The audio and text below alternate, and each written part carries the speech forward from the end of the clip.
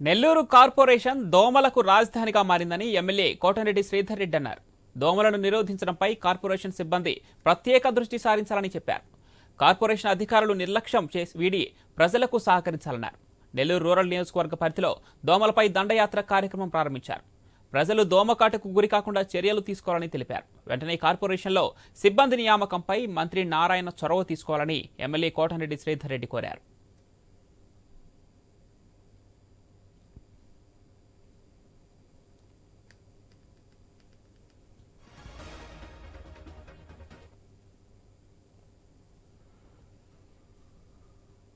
నియోజకవర్గంలో దోమల సమస్య తీవ్రంగా ఉంది.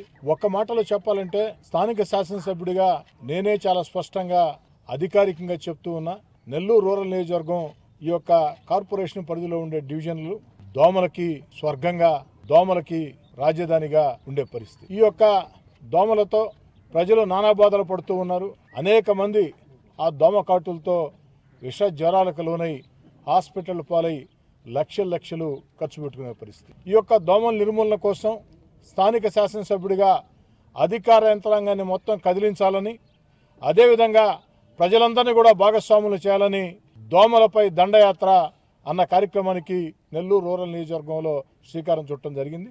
దోమల నిర్మూలన కోసం తీసుకోవాల్సిన చర్యలు, ఆ యొక్క మురిగుంటల్లో ఆయిల్ బాల్స్ వేయటం కానీ, ప్రత్యేకంగా స్ప్రే చేయించడం కానీ, అదేవిధంగా కిరోసిన్ చల్లటం కానీ, ఇవన్నీ కార్యక్రమాలను కూడా స్వయంగా దగ్గరుండి ప్రారంభించడం జరిగింది.